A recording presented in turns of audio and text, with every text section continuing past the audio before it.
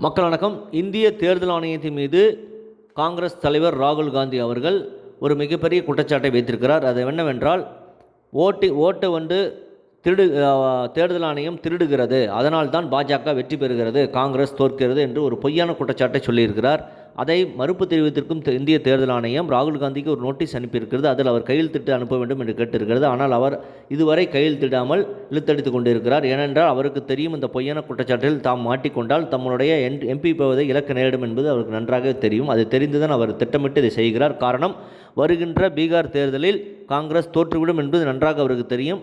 அதற்கு ஒரு சாக்கு வேண்டும் என்பதற்காகத்தான் இந்த குற்றச்சாட்டை பயன்படுத்துகிறார் என்பது நன்றாகவே தேர்தல் ஆணையத்துக்கும் தெரியும், மக்களுக்கும் நன்றாகவே தெரியும். ஆகவே இதற்கு தமிழ்நாட்டில் ஸ்டாலின் அவர்கள் பொங்கி எழுந்திருக்கிறார். தேர்தல் ஆணையம் பாஜகவுக்கு சாதகமாக செயல்படுகிறது. பட்ட பகலிலே பாஜக ஓட்டை திருடுவதை மக்களால் நாங்கள் பார்த்து கொண்டு அமைதியாக இருக்க மாட்டோம் என்று பொங்கியிருக்கிறார். திருமங்கலம் ஃபார்முலா என்று ஒரு ஃபார்முலா தேர்தலுக்கு ஓட்டு கொடுப்பதை திமுகவை தான் ஆரம்பிக்க வைத்தது. 2019, 21, 24 திமுக வெற்றி பெற்றது இதே தேர்தல் ஆணையம் ஓட்டிங் மிஷினை வைத்து தானே. 2004, 2009 காங்கிரஸ் வெற்றி பெற்றது நாடாளுமன்ற தேர்தல் எப்படி? இதே ஓட்டிங் மிஷின் தானே.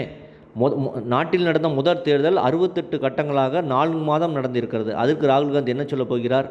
ஆகவே 2004 காங்கிரஸ் ஆட்சியில் 7 கட்டமாக தேர்தல் நடந்திருக்கிறது. அப்பொழுதுதான் இந்த மாதிரி எதுவும் சொல்லவில்லை. ஏன் இப்படி திட்டமிட்டு சொல்லுகிற காரணம், காங்கிரஸ் தோற்று கொண்டு இருக்கிறது, அது இதனால் தான் தோற்கிறது என்று மக்களிடம் ஒரு பொய்யான குற்றச்சாட்டை பதிவு செய்ய வேண்டும் என்ற நோக்கத்தில் இப்போது ராகுல் காந்தி அவர்கள் செய்கிறார். கண்டிப்பாக அதில் அவர் வெற்றி பெற முடியாது என்பது நிச்சயம். ஏனென்றால் ரஃபேல், சமீபத்தில் ஆபரேஷன் செந்தூர் போன்ற பல்வேறு குற்றச்சாட்டுகள் சொல்லி பிறகு சுப்ரீம் கோர்ட்டால் கண்டனத்துக்கு ஆளாக்கப்பட்டு ராகுல் காந்தி அவர் மன்னிப்பு கேட்டார் என்பது தான் செய்தி.